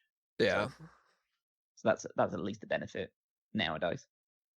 And if this would have been like that Smackville thing, where it's just literally a house show that they filmed 2 segments for and they call it a special event, they've all been terrible. But if it would have been that, and it would have had that Extreme Elimination Chamber match, then I could have been like, well, you know what? If you just aired that, and it was just a special that was on the network, maybe just that wouldn't have been all that bad. But leading up to it, I mean, the match itself is still not that good at all. It still sucks. But maybe if you just aired that, and it was just a part of the free, you get it with everything else type of a thing, maybe it would have been like, it sucks, that's disappointing, but not go down in history as some big infamous thing. It would have just been as bad as Nia Jax versus Asuka from earlier this year or something, Yeah. And also obviously this had the negative connotation attached to it, the idea that I think about over half of the people that were on this show in some sort of capacity, be it whether it's on commentary, whether it's on like doing the promos, the interviewers, the like all the rest is obviously, I think at least half of them, if not more, are released by the end of 2007, or at least don't compete beyond 2007. It's just something that people just don't remember about. The fact is that Bobby Lashley is pretty much done by the end of 2007. Like he gets injured towards the end of that year, and then he's released. He's gone by SummerSlam, isn't he? Yeah, he's released by SummerSlam but he doesn't compete beyond 2007 because he gets a long-term injury. And then Elijah Burke is done by around about like early 2008, I think, something like that. Yep. Yeah, so just a load of people on this roster is just completely gone, or it's completely different by the end of it. I mean, Kevin Thorn goes back to developmental for a long time afterwards. Mike Knox comes back. He ridiculously gets some sort of World Heavyweight Championship match in an Elimination Chamber, but beyond that doesn't do anything for WWE. It's just a load of nothing guys beyond, like, obviously RVD with the history and then CM Punk, but really beyond that sort of things, there's really nobody to celebrate too much here. Between for a year or two after this point, who is left? You've got John Morrison. Got both Hardys still. I mean, both the Hardys. Jeff's gone in 2009, so it's not too much longer, and Matt would follow him in about 2010-ish, I think. You got Stryker as like an extra guy. You've got Nunzio is still sort of hanging around, I think. He's like gone a year in or two. He's gone in 2008, yeah. Yeah, so he's gone.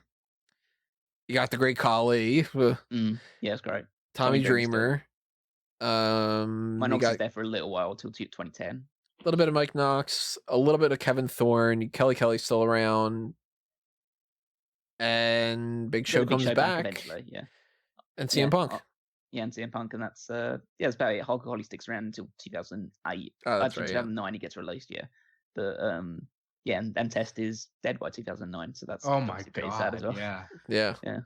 I think for this iteration of WWE ECW, you kind of have to go CM Punk and Kelly are like the two shining stars that were debuted with the new ECW and actually, made something of their careers, which is just a strange duo.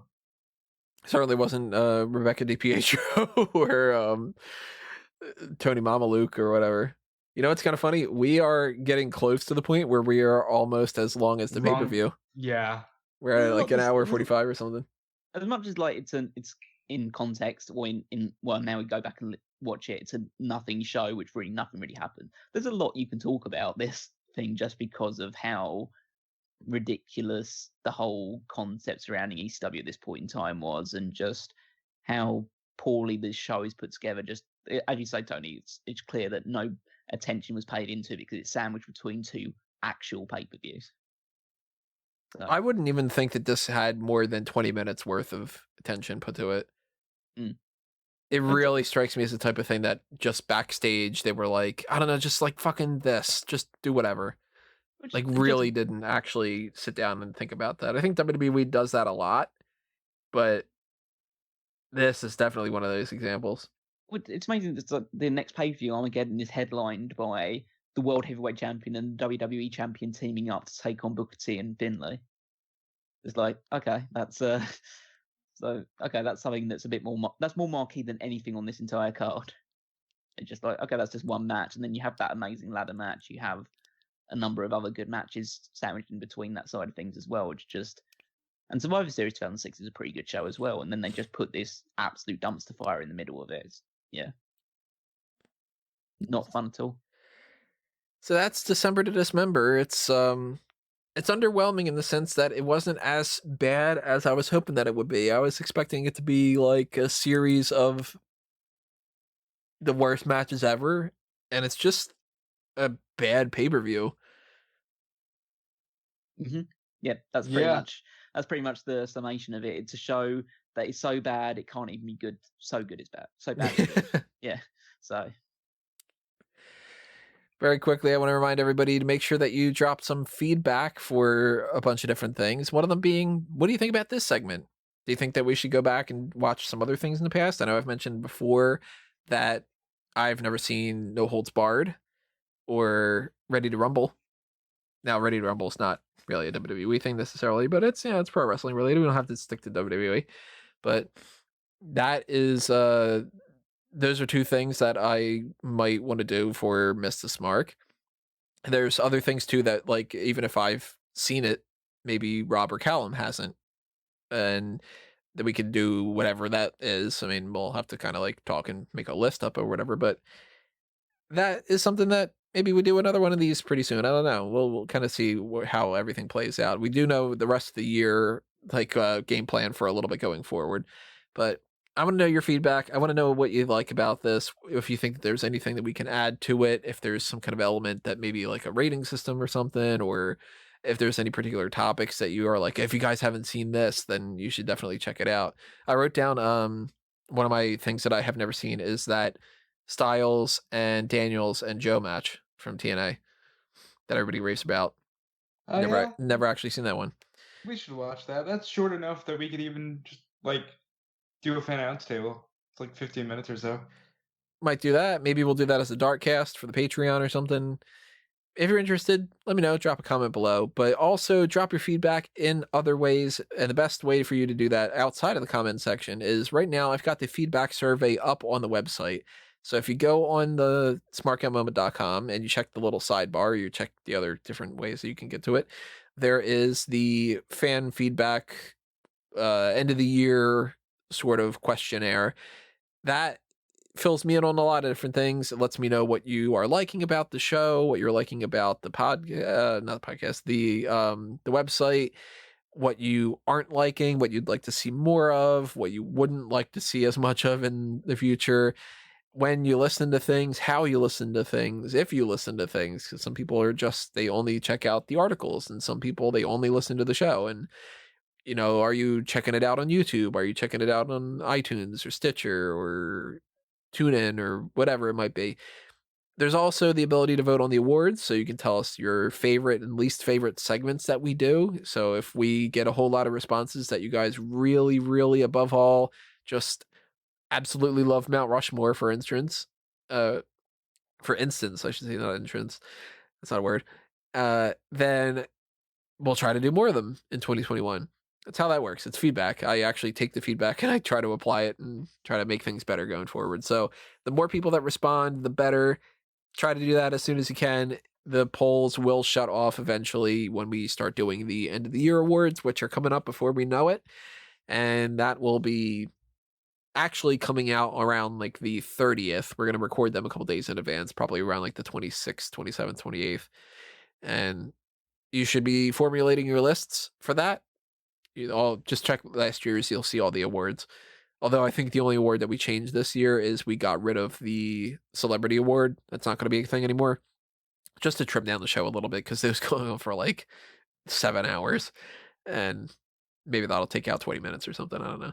But that's all up there. So fill out that survey. Check out the merch shops. Check out the Patreon for Smark Out Moment and for Fanboys Anonymous, which you should be, of course, for both. Following us on Twitter, liking us all over the place, following all the other different accounts, subscribing, leaving comments, sharing articles, sharing podcasts. Anything you can do to help is greatly appreciated. The more help that we get, the more that we can do for you guys, and the more that we can grow, do more crazy things like this, maybe even do, like Rob was suggesting, fan announce table stuff where it's like a first reaction to a lot of these things. Might be the next incarnation of Mr. Smark. I don't know. So keep that in mind. We got plenty of stuff coming your way, though. The next thing you're going to be hearing from us is going to be the hot tags. That'll be on Friday night. We'll go over our predictions for the Slammy Awards. Thankfully, that's coming back. And whatever else is happening, talk about maybe Goldberg versus Roman Reigns or whatever the other plans might be. After that, it's going to be the Paul Heyman SmackDown podcast. And if you really like us going back in time and talking about this, oh, you're really going to like that. So check out that. And Callum, what is on the lineup for this next episode? Yes, if you do enjoy the retro side of things, then you definitely want to be checking out the next edition of the Paul Heyman SmackDown podcast. Coming to you on Saturday, obviously. On this one, it's the go-home show before Armageddon 2002. So we'll obviously be doing the Armageddon 2002 post-show as well, where we'll be recapping that and putting that for the Patreon on the $10 tier or above. On this edition, though, you can check out a main event, which sees Kurt Angle and Edge team up against Big Show and the newly christened A-Train. You get to see some fallout from the whole Dawn Marie and Tori Wilson angle from the previous week. And yeah, it's just some other few bits and pieces. It's not the most memorable edition, but we'll definitely try. Me and Rob will definitely try and make it fun through our feedback from it. So, Rob, do you want to? I'll just throw out to follow me on Twitter at Wigmeister14 and check out all the stuff on Smark at the moment, including the power rankings. And then I pass you over to my co-host. Yes. I now, Callum, I don't know if you've been listening to like the NXT Takeover War Games review or anything. I've been hyping this up by saying subscribe to the Darkcast because we're basically going to review the beginnings of softcore porn. So, I just think that that's an interesting enticement for the audience. The beginnings of like the history of it. No, well, maybe. You never know how deep we'll get.